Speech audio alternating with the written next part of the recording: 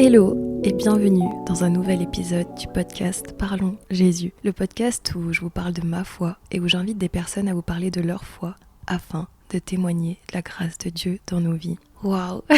Déjà, bonne année, je suis tellement reconnaissante. Merci Seigneur, merci pour ce temps que tu nous offres, merci parce que te servir Seigneur, c'est vraiment une grâce Seigneur mon Dieu, et on est juste reconnaissant Seigneur quand tu veux bien nous utiliser. Merci parce que tu es un Dieu intelligent, tu es un Dieu doux et humble de cœur Seigneur mon Dieu. Merci parce que tu prends soin de nous, merci parce que tu ne nous as pas oubliés, qu'on ait pris des résolutions dès le 1er janvier ou fin d'année Seigneur, toi tu n'as jamais cessé d'être fidèle même quand nous on a été infidèles Seigneur mon Dieu. Je te demande pardon Seigneur pour toutes les fois où l'année dernière Seigneur en 2024 on n'a pas su show up pour toi Seigneur, on n'a pas su te choisir, mais je te remercie aussi pour toutes les fois Seigneur où tu nous as montré que tu étais ce Dieu là Seigneur qui se positionnait en père, en époux, en ami, en frère pour nous, et toutes les fois où tu nous as relevés Seigneur mon Dieu, toutes les fois où tu nous as pardonné, tu nous as lavé, et merci aussi pour ce que tu fais en cette nouvelle année, Seigneur mon Dieu. Merci parce que tu renouvelles ta grâce et tes bontés, Seigneur, et tu nous montres encore que c'est pas épuisé, en fait, Seigneur, que t'es pas fatigué de nous, que t'as toujours hâte de nous retrouver, Seigneur, et je te remercie, Seigneur, pour ma vie aussi, Seigneur, pour tout ce que tu m'as permis de traverser jusqu'à ici, qui ont fait que parfois j'avais pas le temps ou le courage, ou j'avais pas encore assez processé les choses pour faire des épisodes, Seigneur, mais merci pour aujourd'hui, Seigneur. Merci pour le maintenant, et merci parce que aujourd'hui tu permets que ça soit possible Seigneur mon Dieu. Au nom de Jésus, Amen. Et je prie aussi que cet épisode puisse vous toucher, vous encourager à chercher Dieu, à chercher sa présence, à vraiment le laisser faire ce que lui a à cœur de faire dans chacune de nos vies. Pourquoi je dis ça? Parce que je me suis rendu compte par rapport au chemin que Dieu me faisait traverser, que toutes les fois où je me disais mais Seigneur t'es où? Pourquoi je t'entends pas alors que je te prie, alors que je t'aime, alors que je te cherche? Je comprends pas pourquoi je t'entends pas, je comprends pas pourquoi j'essaye de combler ce fait que je n'ai pas ce que je veux avec toi dans des choses futiles, que ce soit je sais pas dans des habitudes, dans des façons de m'alimenter ou même dans des façons de chercher du réconfort, je sais pas, à travers des films, à travers des relations surtout. En fait, je me suis rendu compte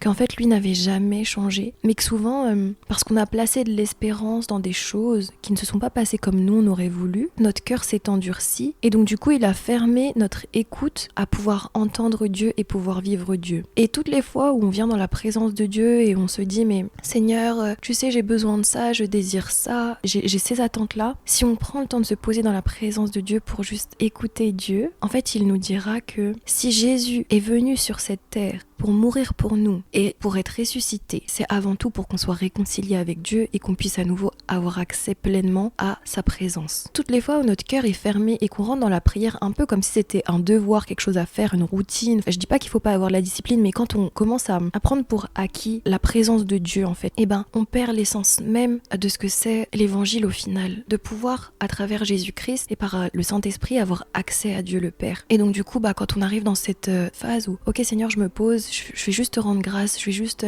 écouter ce que toi t'as à dire, quel est ton cœur envers moi, envers la création, et c'est là où on commence à être inondé d'amour, ou là où Dieu commence à déverser et à nous dire mais en fait tout ce dont tu as besoin c'est moi cette perle de grand prix. Quand on accède vraiment à la présence du Père, on se rend compte que on n'a plus besoin de rien. C'est pas parce que ce gars que t'essayes d'avoir, il t'aura calculé, qui va faire que tu es mieux. Non, ce sera un état inscrit dans ton âme qui te dit parce que le Père est avec moi, alors j'ai tout ce dont j'ai besoin parce que lui sait déjà comment répondre à toutes les failles en fait de ma complexité en tant qu'être humaine. C'est ce que moi j'ai expérimenté ces derniers temps, bien qu'étant chrétienne, née de nouveau, en ayant une relation avec Dieu. Ayant été issue d'un foyer dysfonctionnel, j'ai pas remarqué tout de suite en fait que j'avais développé des manières de survivre dans ma façon de construire mes relations. Très tôt dans ma jeunesse, j'ai beaucoup été confrontée à des parents qui émotionnellement étaient instables. C'est-à-dire que je pouvais passer d'une grande émotion à direct par exemple de la colère. Donc il y avait jamais un pied de stabilité. Et donc pour survivre dans cet environnement-là, j'ai développé un système de défense pour pouvoir faire en sorte que l'atmosphère reste toujours dans une sorte d'atmosphère de paix. Au lieu que les parents aient ce rôle d'être ton parent, des fois ils se retrouvent dans des émotions qui montrent des traumas de leur enfance qui sont pas guéris, et donc tu te retrouves à parenter toi tes parents. T'as ce rôle de thermomètre là, donc t'arrives pas forcément à processer tes propres émotions parce que t'essayes d'atténuer les leurs. Au lieu de t'affirmer toi dans ton identité, tu t'effaces. Par exemple pour moi, ça m'avait développé en gros un style d'attachement anxieux. J'avais toujours l'impression que si par exemple que l'amour pouvait m'être enlevé, que la stabilité émotionnelle pouvait m'être enlevée. Donc ça veut dire que quand je rencontrais quelqu'un, j'allais l'inonder d'émotions en fait que cette personne-là en face de moi ne pouvait pas gérer parce que tout simplement elle processait ses émotions d'une autre façon. Et si cette personne-là est déjà issue d'un foyer aussi dysfonctionnel où elle a dû vraiment taire ses émotions, elle ne pouvait pas parler, donc elle est plus dans un style d'attachement qui va fuir les émotions et tout parce qu'elle a éteint ses propres émotions, ça fait que quand toi t'arrives avec toutes tes émotions, elle est en mode oh là là, ça me fait trop peur, je vais juste m'arrêter là et ça va pas pouvoir continuer. En fait, je disais à Dieu, mais je comprends pas Seigneur et tout, tu sais que j'ai à cœur vraiment d'accéder au mariage, d'accéder à certaines choses et tout, et je comprends pas pourquoi tu me le donnes pas alors que je sais pas, autour de moi je peux voir que c'est la saison en fait, mais je comprends pas pourquoi moi j'arrive toujours pas à atteindre cette saison là. Pourtant j'ai l'impression de manager correctement les choses que tu me donnes selon moi-même. Donc du coup qu'est-ce qui ne va pas et tout. Pour arriver à cette place où Dieu m'a éclairé sur ce qui n'allait pas, j'ai dû être confrontée à des situations où vraiment relationnellement parlant, c'était catastrophique. Parce que moi, j'essayais de mériter et de tout faire pour gagner l'amour de la personne, alors que cette personne-là fuyait ce que je pouvais donner. Et donc, en fait, en moi, ça renforçait vraiment cette blessure du rejet, de l'abandon et tout. Et donc, j'essayais de pallier en étant toujours la meilleure version de moi-même pour plaire à l'autre. Mais du coup, j'opérais hors de mon identité. Et le truc, c'est que Dieu m'a dit, mais Élodie, tu sais, c'est pas que je veux pas te donner les choses. C'est que il faut que tu sois prête à pouvoir les recevoir, avant tout pour recevoir les choses qui te sont destinées, que j'ai prévues en Christ pour toi, ces bonnes œuvres-là, il faut que tu puisses opérer dans ta vraie identité. Sauf que toutes les fois où tu opères à partir de ce trauma-là lié à ton passé et tout, en fait, tu sors de ton identité en Christ que j'ai établie pour toi. Et donc, en fait, les bénédictions que j'ai assignées à qui tu es ne peuvent pas te trouver parce que tu agis hors de ton identité. Et donc, du coup, j'étais là en mode « Oh, Seigneur, mais c'est vrai, en fait. » Parce que toutes les fois où j'essaye de jouer ce style un peu caméléon pour plaire à l'autre personne en face de moi, pour essayer de la maintenir finalement attachée à moi pour ne pas qu'elle m'abandonne, je n'opère pas dans ma vraie identité parce que du coup je mets en place des stratégies qui sont hors de qui je suis et qui vont être liées à la personne d'en face pour qu'elle puisse se dire ah oui c'est exactement ce dont j'ai besoin, elle fit parfaitement avec ce que je désire alors que c'est pas moi de base. Et c'est pour ça que Dieu m'a dit mais avant même que je te donne des choses, j'ai besoin que tu puisses opérer dans ta vraie identité afin que ces choses-là puissent te trouver et que tu sois aussi en capacité de les gérer. Parce que si tu te déclares quelque chose mais que t'as pas la formation qui est liée avec, tu pourras pas la garder non plus. Et je disais aussi, mais Seigneur, pourquoi ces personnes-là partent, etc., alors que je fais de mon mieux et tout. Et encore une fois, il m'a dit, mais tu ne peux pas marcher sur une terre où je ne t'ai pas ointe pour marcher. Donc ça veut dire que toutes les fois où tu vas essayer de t'accaparer ces choses-là par ta propre volonté, en utilisant ta chair, tu ne pourras pas garder ces choses-là parce que ce qui est obtenu dans la chair, tu devras toujours l'entretenir charnellement, alors que ce qui est obtenu de moi quand je te le donne, c'est moi qui m'occupe de te donner la grâce nécessaire pour continuer à prendre soin de ces choses-là. Tu as dit à Adam et tout de prendre soin du jardin et tout, de s'en occuper, mais il a pas dit à Adam crée le jardin. Dieu, il te dit pas crée la promesse, il te dit tiens la promesse et prends-en soin et multipliez-vous et devenez féconds. Et si Dieu n'a pas béni ce que tu as, ce sera très difficile de le multiplier parce que tu n'auras pas sa bénédiction dessus. Le problème n'a rien à voir avec ma valeur, avec le fait que tu m'aimes, avec le fait que tu sois concerné par ma vie, avec le fait que tu veuilles que j'avance, mais toutes les fois où j'étais occupée par comment faire pour maintenir cette relation dans ma vie, etc., je ne me laissais pas amener par toi dans ces verts pâturages près des eaux paisibles, là où tu pouvais restaurer mon âme et du coup m'éclairer sur ces choses-là qui étaient encore à changer et à grandir en moi. Donc il a fallu que Dieu m'isole pour me faire prendre conscience à travers en vrai la douleur du fait que ce que j'espérais ne se soit pas passé, pour me faire comprendre qu'il y avait des choses encore à guérir en moi et que j'étais pas encore arrivée au stade où il pouvait me faire confiance pour conserver mon identité en lui si j'étais au contact d'une autre personne. Étant pas guérie, ça fait que tu abandonnes limite ton identité pour te caler à l'identité de l'autre personne, sauf qu'en fait cette personne-là n'est pas ton Dieu. Ton identité ne doit pas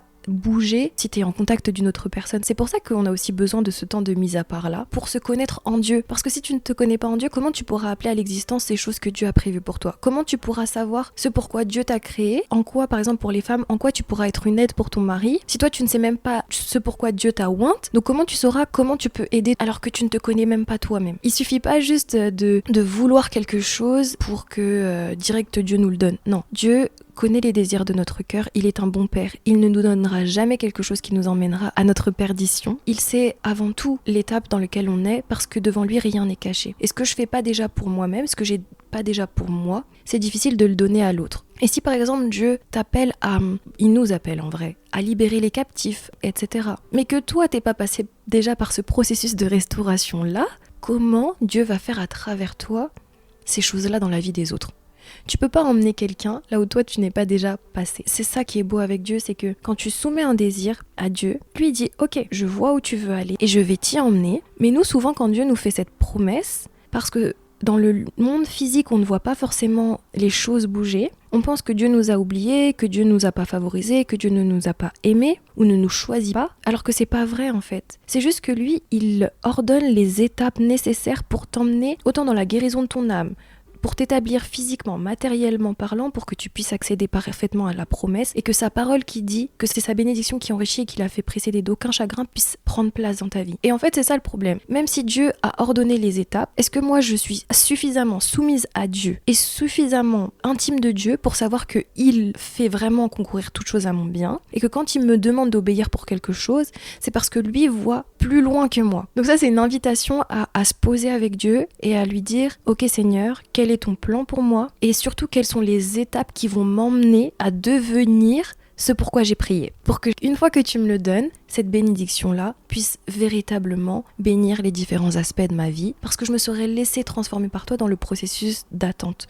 En vrai, on appelle la période d'attente, mais la période d'attente, c'est une période de préparation. Ce que j'aime avec Dieu, c'est que il est tellement doux et humble. Et il sait à quel point nos âmes sont fragiles, il se souvient de quoi on est fait, que pour permettre la restauration de notre âme, il a besoin de nous emmener dans ces verts pâturages-là, près des eaux paisibles, là où il va pouvoir restaurer notre âme parce qu'on va atteindre une place de repos en lui. Mais il a vraiment fallu que je me pose pour que Dieu puisse me parler et surtout que Dieu puisse me montrer et que je puisse accepter que le problème n'était pas forcément les autres, même si eux ont aussi des choses à guérir, mais que la réalité auquel je faisais face aujourd'hui était liée aux choses qui n'étaient pas guéries en moi. Pourquoi ? Parce que cette vie-là, on la voit à travers notre perspective. Et si je suis pas restaurée, en fait, tout ce que je vais pouvoir attirer, ça sera toujours au niveau duquel je me trouve. Et c'est pour ça que quand on aspire à grandir, il y a toujours ce processus-là de brisement, de mise à part, où Dieu va venir vraiment déconstruire pour reconstruire. Donc il va faire ce travail-là d'enlever l'outre ancienne pour pouvoir mettre une outre neuve, puis du vin nouveau. Je peux pas vouloir accueillir le nouveau de Dieu si je fonctionne toujours dans mon ancienne identité avec une mentalité en fait qui n'est pas renouvelée. Je pourrais pas contenir et maintenir ce que Dieu fait de nouveau. La clé pour commencer ce processus de restauration-là, elle n'est nulle part ailleurs qu'en Christ. Parce qu'on ne fait pas de vin nouveau sans eau vive. Quand Christ a changé l'eau en vin, cette eau-là, c'était de l'eau qui était vraiment pure en fait. Et donc ça fait que pour que Dieu puisse mettre du vin nouveau dans une outre neuve et venir faire ce changement d'état en fait en nous, on a besoin d'être inondé de la source d'eau vive que Dieu est, afin que la vie puisse prendre place, afin qu'on puisse être réaligné parfaitement à sa volonté, qu'on puisse se remettre sous son autorité et que lui puisse venir faire une chose nouvelle. Il n'y a aucun départ de vie qui commence sans Jésus, qui commence sans une relation avec Christ, qui commence par venir se poser dans sa présence et le laisser nous montrer qui nous sommes en lui. Et parfois, c'est pas qu'on vient pas dans la présence de Dieu, c'est pas qu'on ne cherche pas à avoir une relation avec Dieu, mais quand on vient dans sa présence, on vient parfois pas avec un cœur sincère, on vient pas avec un cœur authentique sur l'état dans lequel on se trouve. Le Seigneur nous connaît, ça veut dire que devant lui rien n'est caché comme je l'ai dit tout à l'heure. Ça veut dire que quand je viens devant Dieu et que je viens en portant une autre identité que qui je suis, à quel moment je laisse la place à Dieu de venir me restaurer si ce que je montre c'est pas la vérité? Pour que Dieu puisse moi commencer à faire ma restauration, j'ai dû vraiment me poser et me dire ok, genre je suis quelqu'un de blessé. Et parce que le fait que j'étais cette personne qui était blessée, en fait je pouvais que blesser autour de moi même si je pensais bien faire. Le processus de restauration, de guérison, l'intimité avec Dieu se débloque à partir du moment où on décide de marcher aussi dans notre authenticité, d'accepter le maintenant. J'ai dû concrètement dire à Dieu, ok, je veux aller là-bas, mais pour l'instant, j'accepte mon maintenant. Je te rends grâce pour mon maintenant, même si je suis pas là où j'aimerais être encore. Je te rends grâce pour mon maintenant parce que quand je me positionne dans le maintenant, j'accède à l'éternité, à ta présence, Seigneur, et je te laisse opérer les changements que tu veux faire à cet instant-là même. Le diable veut que je m'inquiète pour le lendemain, là où Dieu me dit que le lendemain s'occupera de lui-même. Et mon rôle à moi, c'est de laisser Dieu s'occuper de moi dans mon maintenant, parce que dans ton maintenant, il y a des choses à vivre qui sont extraordinaire parce que tu es exactement là où Dieu te veut dans ton maintenant. Même si ça te paraît pas être ce pourquoi t'as prié, il se passe des choses dans le spirituel. La prière, même si tu le vois pas, il se passe des choses. Dieu veut faire des choses avec nous Il a réellement prévu des plans de paix, de bénédiction pour nous. Mais il faut qu'on le laisse pouvoir guider et diriger nos pas. Il y a une marche à faire. Et franchement, le processus de guérison, il fait mal en fait. Parce que Dieu te met en face des douleurs, des choses qui saignent encore en toi, des choses que tu as pu hériter de ton passé, de tes pères. Et ça fait mal. Mais si tu ne fais pas face à ce qui fait mal, tu ne peux pas guérir. Dieu peut pas guérir ce qui est caché. Dieu peut pas guérir ce que tu ne lui donnes pas. Et ça demande de venir en étant vulnérable devant lui, sans artifice, sans faux semblant, afin que sa restauration divine puisse opérer. Donc c'est notre rôle en fait de permettre à Dieu de venir dans nos failles, dans nos faiblesses, pour venir refonder justement notre système de pensée sur la vérité qui est lui, sur ce que lui dit. Après qu'on soit un corps du Christ, qui soit guéri, qui soit restauré, qui place vraiment sa confiance en Dieu, qui ne doute pas que Dieu l'aime, que Dieu veut le meilleur pour lui, que Dieu a vraiment prévu des projets de paix en fait pour nous. Et tout ça se vit en lui. Une personne restaurée, c'est une personne équipée pour transmettre le royaume de Dieu avec puissance aux générations à venir et à tous ceux qui sont rattachés à sa vie. Ce que tu vas guérir aujourd'hui par le processus de guérison que Dieu va t'emmener, c'est des choses que tu vas pas transmettre à tes enfants. C'est des choses que les gens avec qui tu vas parler en fait vont pouvoir bénéficier parce que tu pourras parler d'une place de témoignage que oui, Dieu m'a délivré de ça, Dieu m'a sorti de ça, Dieu m'a fortifié pour cela. Et parce que j'ai dû traverser le brisement, parce que j'ai dû faire face à ces choses qui n'étaient pas belles entre guillemets, aujourd'hui je peux dire que Dieu a ramené la vie dans ses ossements desséchés, que Dieu a enlevé ma honte et qui m'a rhabillée d'habits de fête et que ces habits-là me vont parfaitement parce qu'ils sont liés à qui Dieu dit que je suis. Donc je prie pour qu'on atteigne cette version-là restaurée de nous, Père, que tu puisses nous guider, que tu puisses tracer des chemins dans nos déserts, Seigneur mon Dieu, que tu puisses, créer des sources d'eau vive, Seigneur, à partir desquelles on pourra s'abreuver, Seigneur, et que tu vas pouvoir commencer à nous restaurer. Merci parce que tu es celui qui peut nous ouvrir les yeux, Seigneur, sur les zones encore de nos vies qui ont besoin d'être guéries, que d'autres vies, Seigneur, puissent atteindre cet état de guérison, mon Dieu. Seigneur, on te fait confiance pour la suite. On te remercie pour notre maintenant. On te remercie pour 2025. Merci pour ce que tu vas faire, Seigneur. Merci pour ce que tu vas révéler notre identité. Et merci parce que tu restes fidèle, Seigneur, peu importe là où on en est. Waouh, gloire à Dieu. J'espère que cet épisode vous aura plu. Je vous invite à vous abonner au podcast. Je vous invite à noter le podcast, à laisser des commentaires. En tout cas, sachez que ça m'a fait énormément plaisir de pouvoir enregistrer cet épisode-là aujourd'hui. Je suis désolée pour l'absence. Comme vous l'avez entendu, je pense qu'il y avait beaucoup de choses auxquelles je devais prendre le temps de me rendre compte, tout simplement pour devenir un sacrifice vivant de bonne odeur à Dieu. Et ça passe par être guéri en fait. Et c'est un processus dans lequel je suis toujours et je vous invite à me rejoindre dans ça. Osez demander à Dieu ce qu'il veut faire dans votre maintenant. Qu'est-ce qu'il veut guérir maintenant dans votre vie? Où est-ce qu'il veut vous emmener? Parce que c'est la meilleure façon en fait d'être équipé pour la suite et de recevoir aussi ses promesses en fait, tout simplement. Parfois on peut faire plein de choses, on veut essayer de faire des raccourcis, mais ce qui dans le spirituel nous fait avancer, c'est l'obéissance. Parfois l'obéissance à Dieu, c'est juste se poser dans sa présence et le laisser nous parler pour nous dire où est-ce qu'on en est. Donc voilà, vous pouvez me suivre sur Instagram à @parlonsjésus. Je vous dis à très vite. Bye bye.